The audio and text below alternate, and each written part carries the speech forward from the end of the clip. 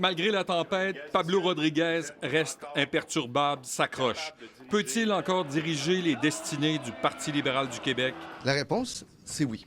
En juin, j'ai été élu par les militants parce qu'ils savent que j'ai l'expérience pour battre la CAQ, battre le Parti québécois. Ils m'ont élu parce qu'ils savaient que je suis capable de gagner. Depuis le 14 juin, il a exclu 2 députés, dont sa chef parlementaire, déclenché une enquête externe. La commissaire à l'éthique, le DGE, enquête. Et pour ajouter, l'UPAC a ouvert une enquête criminelle en lien avec la campagne Rodriguez. Tout au cours de ma vie, je me suis non seulement battu, mais j'ai gagné à chaque fois et je vais le faire encore. Il ne répondra pas aux inquiétudes des militants. Quand vous avez des présidents d'associations qui vous disent que le recrutement...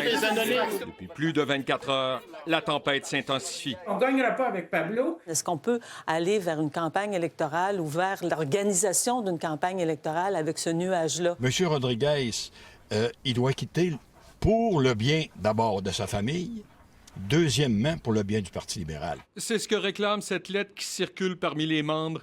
Il est écrit qu'il a plongé le parti dans un marasme qui nuit au recrutement, qui décourage les membres. Dans ce contexte, nous croyons qu'il serait dans l'intérêt du Parti libéral que Pablo Rodriguez démissionne sans délai.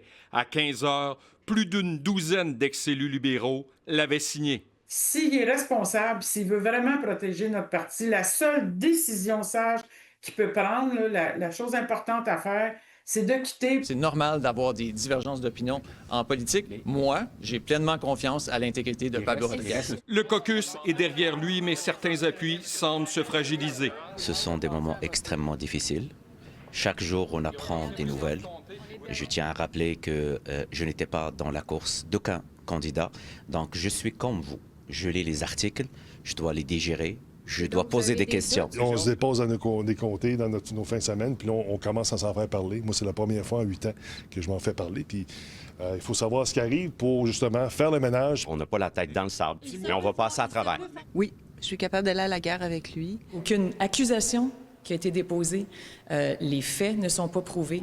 Et je vous répète que ne faisons pas de raccourci avec les faits ici. Et dans aucune circonstance ne doit-on sacrifier une personne parce que des perceptions l'exigeraient. Loi visant à renforcer l'intégrité du vote. En moins de 3 jours, l'Assemblée nationale a colmaté la brèche de la loi électorale qui permettait l'achat de vote lors d'une course à la chefferie. Et nous, d'ailleurs, on avait déposé une motion qui demandait qu'on agisse rapidement. Le gouvernement l'a fait. Tous les partis sont d'accord. C'est la chose à faire. Et manifestement, les libéraux voulaient mettre ça derrière eux. Je les comprends. Vendredi, le chef et ses députés voudront parler du gouvernement et de leurs bons coups.